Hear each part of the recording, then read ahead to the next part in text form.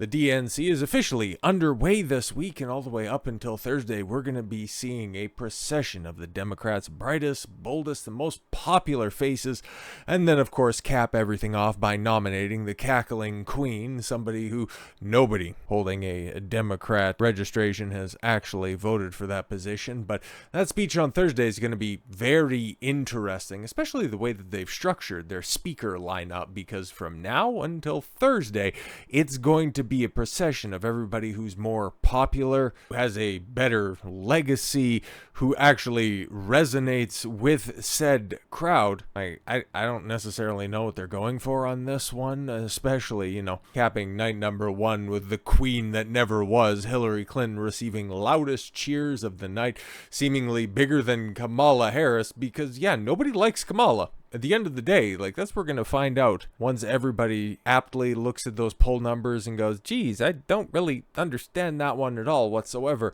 And when everybody starts to run it back through their mind and realize, oh, we're just running 2016's playbook again. And now a lot of the media outlets are even starting to catch up to that, because at the DNC, they end up running back an old Trump line. And that's what I'm seeing so far in a lot of the clips that I'm watching. I'm not watching this crap. I got way better things to do, like pluck my ball hair out individually with vinegar-soaked tweezers. And from what I'm seeing, I don't want to see anybody blackpilling. I don't want anybody look at this and go, oh my God, guys, I don't know about Trump's chances. Because if you are unironically saying that stuff, you A, haven't been around long enough to see these patterns repeat for a third consecutive time, or B, you're on the Democrat take, because there's nothing about this that seems authentic, organic, or hell, even vaguely humanistic.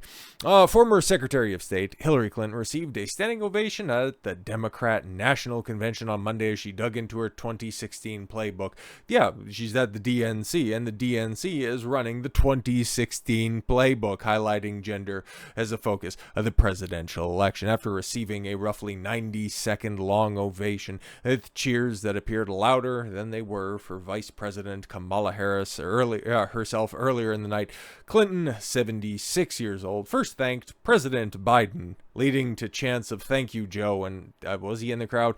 Don't know for sure. Maybe he can't be around that many loud people. He's not accustomed to that at all whatsoever. But yeah, Hillary Clinton got cheers. We know she's popular to Democrats, not in a general sense. That's why by the end of the week, nobody's going to remember this, because here's the rest of the announced speakers, right? We had Joe and Jill, apparently, but I haven't seen anything from that, so that's very conspicuous.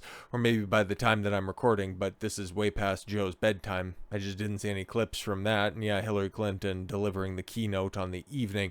And then you have Kamala's husband, the Obamas, and fat-ass Pritzker. What a killer's row they have right there. And then you have Tim Walz, Bill Clinton, Nancy Pelosi, Butt Judge, and then everything's capped off because they got the big get with Adam Kinzinger doing the lead-in for Kamala. That's what the Democrats have right now. When you can't put on a concert before your show, that's what you're supposed to do. Or people pointing out, oh gee, there's a lot of people at the DNC. I don't know, maybe Kamala really is popular after all. They're on home turf, for Christ's sakes. This is Chicago. Tomorrow, you're going to have Barry. Rather, today when you guys are watching this video, you're going to have Barry and Big Mike. Of course, it's going to be a big turnout at the United Center. This also shows you how incredibly weak the Democrat bench is, because instead of using this as a launching pad for your best and brightest going into the future, who would you run, right? Butt Judge? He's the only guy who has long-term prospects, theoretically, but he's still about as popular as Kamala Harris actually is. This is the best that they have on offer, especially when your unannounced or unpromoted guests do cringe shit like this, when you have Steve Kerr, right, who won, a handful of rings with the Bulls in that building? Delivering one of the many duds on the evening. After the results are tallied that night, we can, in the words of the great Steph Curry, we can tell Donald Trump, night, night.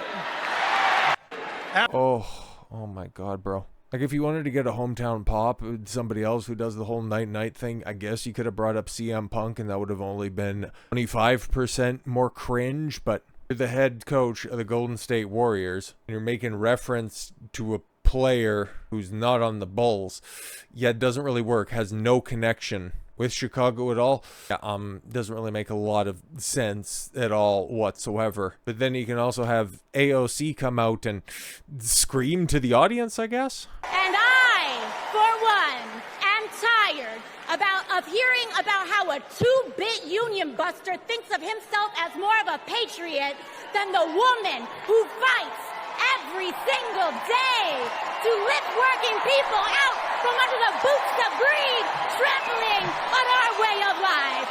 And what in the yeah, seriously, what in the world was that supposed to be?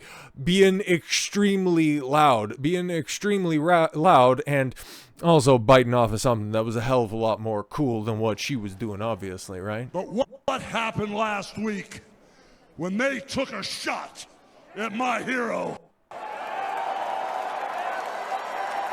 And they tried to kill the next president of the United States. Enough! Was enough, brother. Yeah. Trumpomania, run wild, brother. See, whenever I get the opportunity to play that, I'm sure as hell gonna play that, because that was a whole hell of a lot cooler than whatever the hell AOC was doing. The goofy ass quotes that Steve Kerr was trying to drop, that was so much better, because that right there was authentic. It wasn't trying to bite off of anything like whatever in the blue hell this goofy ass dude was doing. UAW warlord Sean Fain trying to have his Hulk Hogan moment. This was also going down. Donald Trump is all talk, and Kamala Harris walks the walk. Yeah. Woo. Oh. In the words of the great American poet, Nellie, it's getting hot in here. Oh. Yeah, guys, Trump is a scab. Vote for Harris, because we like unions, right? Unions are great. Unions, something. Make sure that the Democrats win. Holy Christ, this is the best that you guys can do. But then, of course, they unironically do this. Like, I legitimately, I don't have any commentary for this, but they had the audacity to do this because they think that this looks. I'll let it play.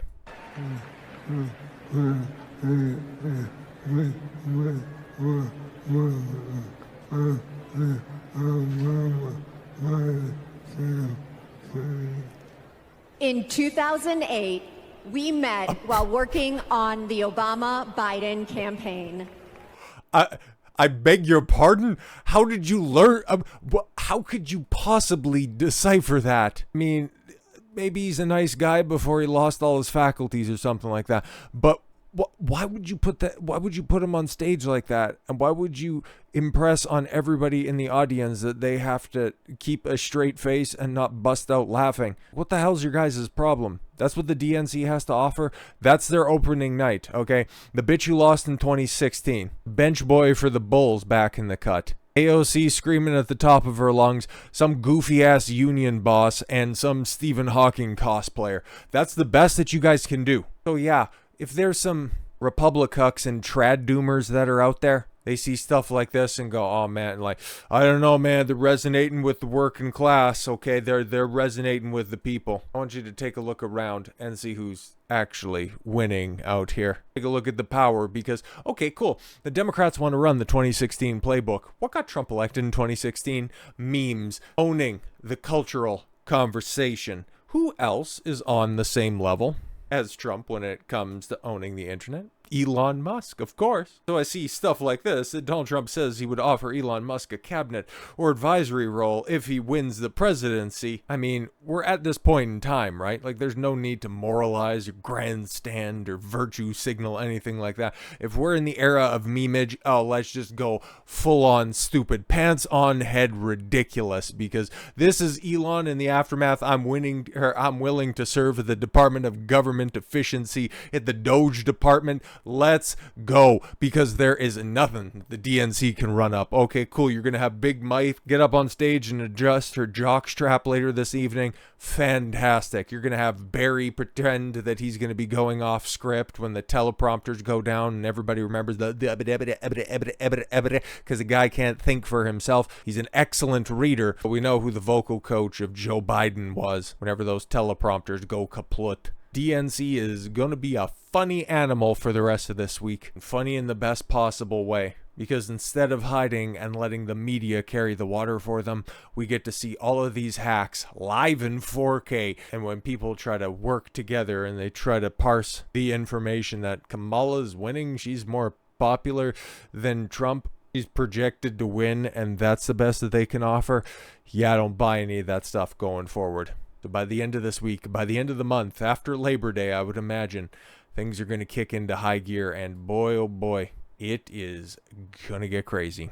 So with all that said, thank you all very much for the gift of your time. I've been Don Consuelo. I want you to follow your gut and get after it. Take care, everyone.